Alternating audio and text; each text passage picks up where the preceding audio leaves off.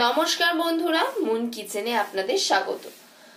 আমাদের ইউটিউব চ্যানেলে নতুন হয়ে থাকলে অবশ্যই আমাদের ইউটিউব চ্যানেলটিকে সাবস্ক্রাইব করে দেবেন এবং আমাদের পাশে থাকবেন। আমাদের ফেসবুক পেজ মুনমুন মণ্ডলকে অবশ্যই ফলো করে দেবেন। এটা হলো রেস্টুরেন্টের মতো ডিমের কারি। এটা দেখতে দেখুন কতটা সুন্দর হয়েছে, তাহলে ভাবুন খেতে কতটাই না সুন্দর হবে। এটা কিন্তু আপনারা একবার না একবার হলেও বাড়িতে ট্রাই করে দেখবেন এবং কমেন্ট করে জানাবেন আপনাদের মতামত। তো চলুন কথা না বাড়িয়ে আজকে রেসিপিটা শুরু করা যাক। এই দুর্দান্ত রেসিপিটা দেখতে পুরো ভিডিওটা না কেটে দেখতে থাকুন।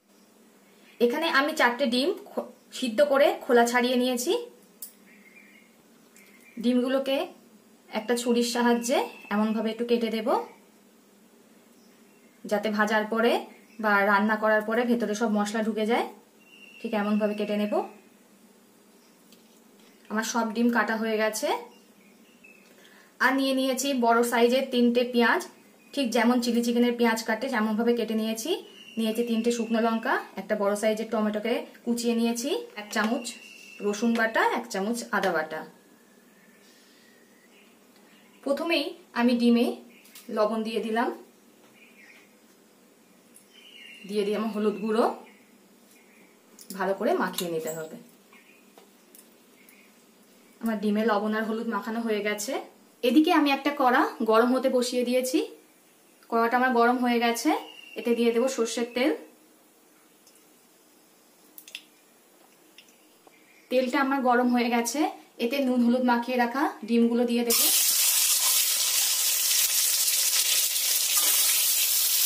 ডিমগুলো একটু লাল লাল করে ভেজে নেব। ডিমগুলো আমার ভাজা হয়ে গেছে। এবার এগুলোকে নামিয়ে নেব।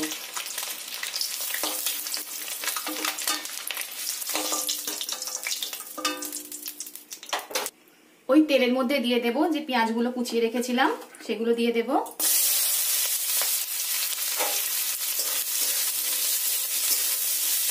পেঁয়াজগুলোকে একটু হালকা লাল লাল করে ভেজে নেব। পেঁয়াজগুলো একটু লাল লাল করে ভাজা হয়ে গেছে। ওতে দিয়ে দেব কেটে রাখা টমেটো।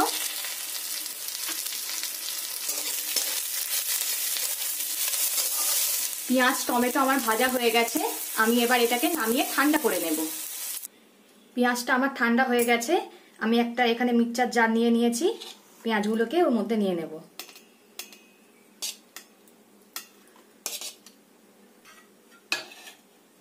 এবার এগুলোকে পেস্ট করে নেব। এগুলো আমার পেস্ট করা হয়ে গেছে।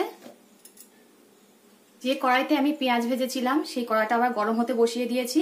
ওতে দিয়ে দেব সর্ষের তেল। যেহেতু পেঁয়াজগুলো তেলে ভাজা ছিল তাই এখানে তেলটা অল্পই দিয়ে দিলাম। তেলটা আমার গরম হয়ে গেছে। এতে দিয়ে দেব একটা শুকনো লঙ্কা, দিয়ে দেব রসুন বাটা,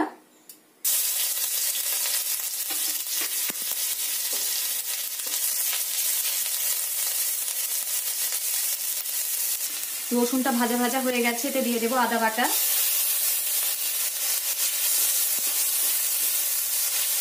দিয়ে দেব অল্প করে জল, যাতে আদা রসুনটা পুড়ে না যায়।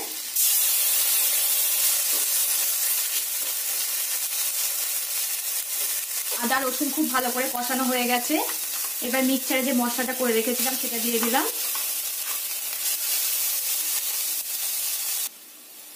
এর মধ্যে দিয়ে দেব স্বাদ মতো লবণ, এর মতো হলুদ গুঁড়ো, ছোট চামচের 1/2 চামচ কাশ্মীরি লঙ্কা গুঁড়ো দিয়ে ভালো করে কষিয়ে নিতে হবে।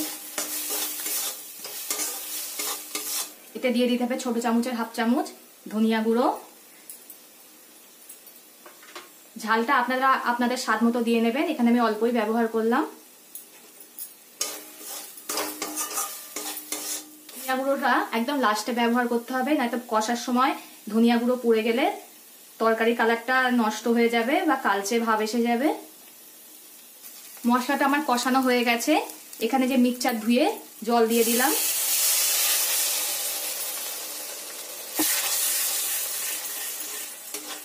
এই জলটা দিয়ে আবার একটু ভালো করে কষিয়ে নিতে হবে।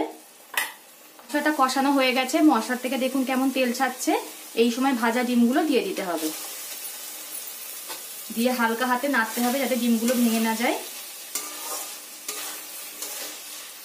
ডিমগুলোর সঙ্গে মশলাগুলো ভালো করে কষানো হয়ে গেছে। এবার দিয়ে দিতে হবে পরিমাণ মতো জল।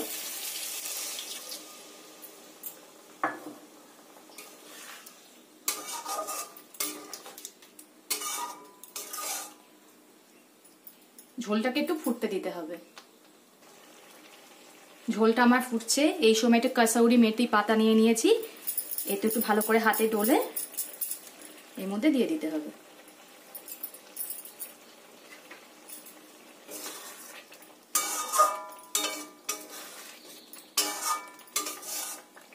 আমার হয়ে গেছে। নামানোর আগে এতে দিয়ে দেব গরম মশলা গুঁড়ো, দিয়ে ভালো করে নেড়ে ছেড়ে নামিয়ে নেব।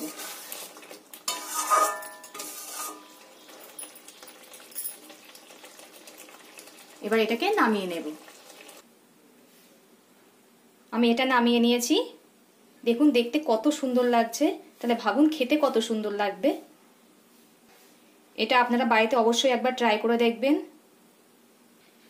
ভিডিওটা ভালো লাগলে লাইক ও শেয়ার করে দেবেন এবং কমেন্ট করে জানাবেন আপনাদের মতামত। পরবর্তী ভিডিওতে আপনাদের সঙ্গে আবার দেখা হচ্ছে।